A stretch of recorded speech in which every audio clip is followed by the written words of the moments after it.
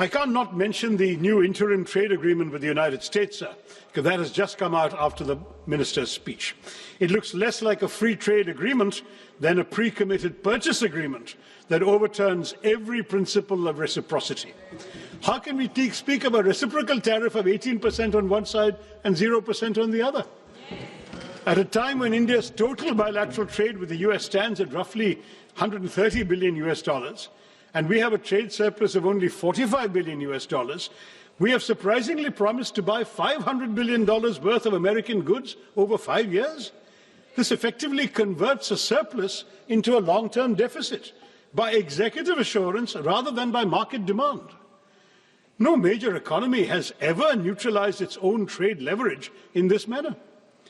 While the US continues to impose import tariffs of up to 18%, we have committed ourselves, apparently according to this joint statement that I've been seeing here, joint US-India statement, to impose tariffs up to 18% on Indian exports and we to slash tariffs to near zero levels, open agriculture, dilute data localization, soften intellectual property safeguards, and even redirect strategic energy imports, especially away from Russia, to meet purchase targets.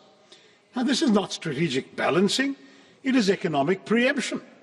Parliament has neither been told how farmers, MSMEs and domestic industry will be protected, nor why India has voluntarily surrendered its negotiating power without securing proportional market access.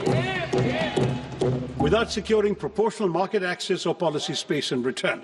I know the government will say, wait for the final agreement, it's coming in mid-March, but let them be aware these concerns exist right now, sir. Yes.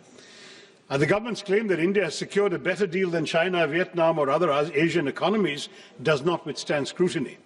While India has obtained a tariff reduction of 1 or 2 percentage points from them, no East Asian economy has agreed to deliberately dilute its trade surplus with the US through guaranteed purchase commitments. On the contrary, China, Vietnam and several ASEAN countries have actually expanded their trade surpluses with the US, even amid heightened trade tensions. And this ambiguity, Mr. Chairman, has a direct bearing on the credibility of the budget itself. When both the Minister of Commerce and Industry and the Minister of External Affairs were questioned on these commitments, they were really offered no clear explanation of their scale, timeline or fiscal implications.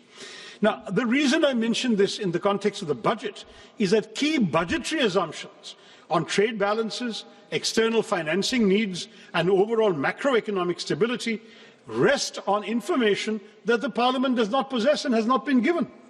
A budget framed amid such uncertainty is not just incomplete, it asks this House to approve numbers without knowing the obligations that may soon overtake them from this trade agreement.